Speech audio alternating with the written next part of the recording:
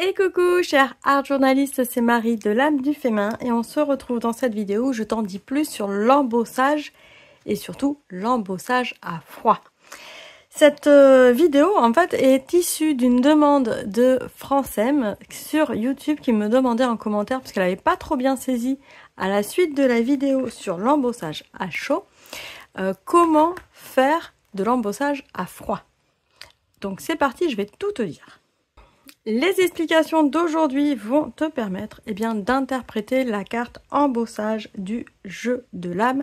Donc aussi bien l'embossage à chaud, je te mets le lien sous la vidéo pour retrouver facilement l'embossage à chaud. J'ai déjà fait la semaine dernière. Et aujourd'hui, donc on va voir l'embossage à froid et tu verras que c'est à la portée de tout le monde. Je te mets aussi le lien du jeu de l'âme sous la vidéo, bien évidemment. L'embossage, qu'est-ce que c'est exactement? Eh bien, c'est la possibilité d'apporter du relief. Ici, c'est l'embossage à chaud. On voit qu'il y a du relief qui se crée. Là, on a de l'embossage à froid. Donc, c'est surtout d'avoir du relief. Dis-toi que l'embossage, c'est faire des bosses. Tout simplement, sur le papier. Il y a différentes méthodes. On a déjà vu l'embossage à chaud avec des poudres un petit peu plastifiées qui vont fondre.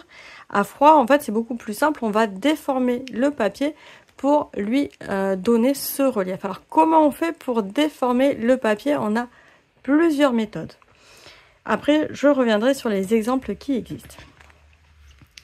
Alors, la méthode que beaucoup de personnes connaissent, c'est la méthode ici avec des plaques d'embossage. En fait, ce sont des plaques en plastique qui s'utilisent avec la Big Shot. C'est un outil, on tourne manuellement et ça permet de découper le papier. Eh bien, on ne fait pas que découper, on peut aussi le modeler et lui donner du relief. Donc il suffit d'insérer son papier à l'intérieur, hop,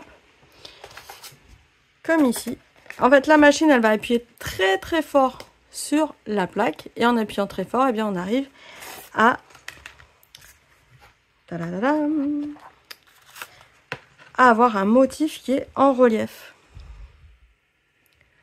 Donc on arrive sur de l'embossage. Alors tu vas me dire tout de suite, oui, mais dans ce cas-là, il me faut une grosse machine qui coûte cher. C'est vrai, la Big Shot ou les outils de découpe, c'est assez cher. Par contre, les plaques ici, c'est un bon investissement aussi. Ça dure très longtemps.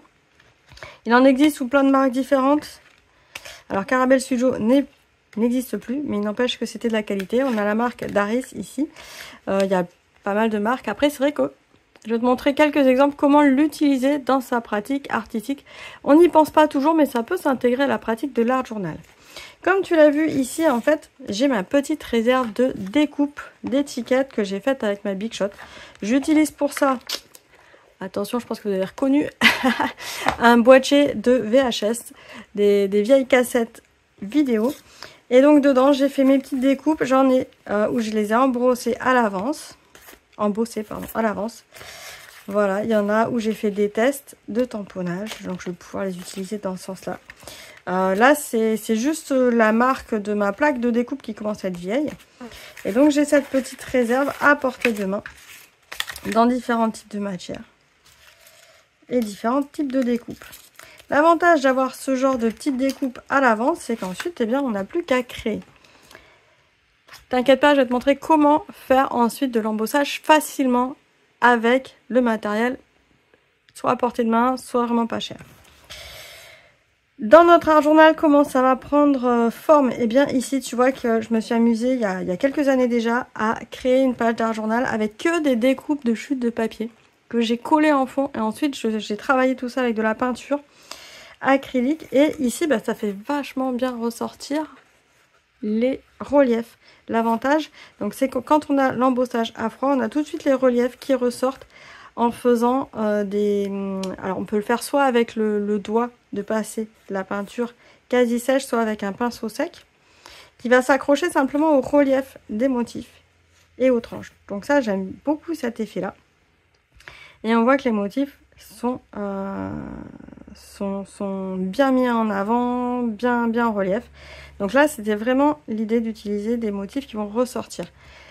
C'est pas pratique ou pas possible, ou très peu possible en tout cas, d'embosser directement son carnet. Donc c'est pour ça que moi j'ai des morceaux découpés à l'avance, que je vais pouvoir intégrer dans mes réalisations. Par contre, Si tu as plus des formats comme ça, tag, ça peut être intéressant de faire complètement le tag embossé et de rajouter des couches de papier qui n'ont pas de relief par-dessus et qu'on va pouvoir coller avec des mousses. Donc là, ici, j'ai pas d'exemple direct sous le coude, mais c'est possible aussi de partir sur ce genre de création. Alors, comment embosser sans avoir une grosse machine de découpe à disposition? Alors ici, j'ai une machine beaucoup plus simple qui est en fait au départ pour marquer le pli des enveloppes et pour pouvoir faire des enveloppes rien que en pliant une feuille de papier carré. Et au dos de cette machine, ici, il y a des petits motifs. Et c'est là où je me suis demandé, mais pourquoi ils ont mis des motifs? C'était pas compliqué, il suffisait de lire à l'arrière. C'est en fait aussi pour embosser le papier. Pour ça, rien de plus simple. On prend un motif. Je vais prendre l'étoile par exemple. Je place ma feuille dessus. Ici, j'ai le petit outil qui est en fait un plioir, hein, tout simple. Et je viens appuyer sans bouger ma feuille à l'intérieur du motif et je marque bien les contours du motif avec le plioir. Je vais bien dans tous les coins.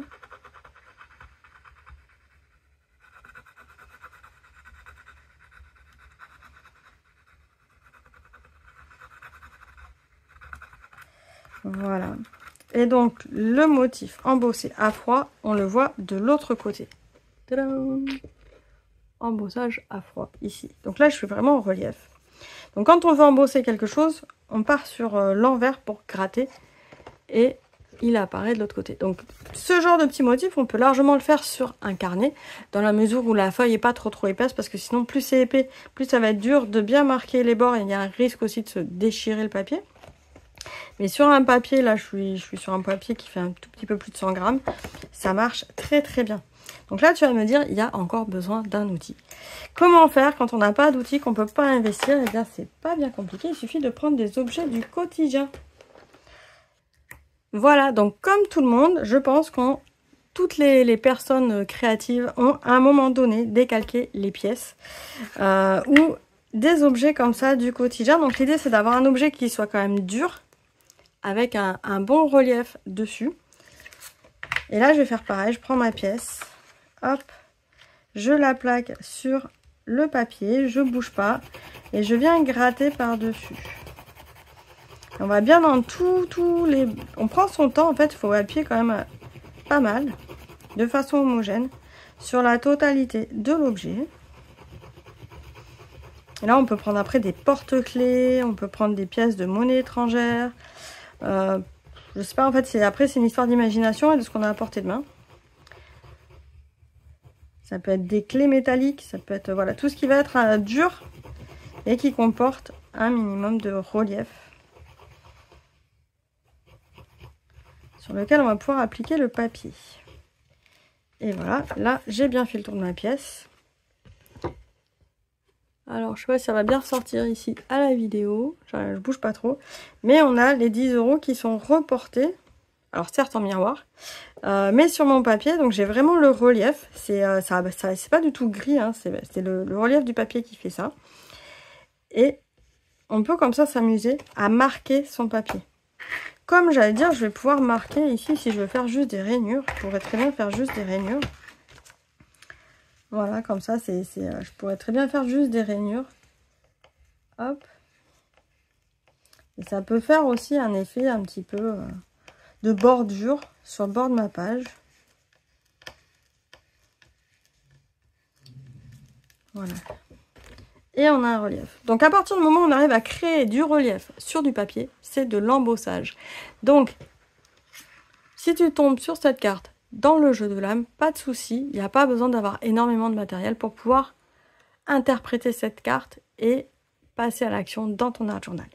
L'idée c'est ça, c'est de faire simple, d'aller à l'essentiel et de créer du jeu, en fait, de regarder autour de toi qu'est-ce qui peut apporter du relief dans ta page, qu'est-ce qui peut s'intégrer à ta création, à ta pratique, tout simplement. Enfin, il existe un dernier outil pour faire des marques d'embossage à froid que je n'ai pas. C'est une espèce de pince qui ressemble en fait à un seau. c'est rond.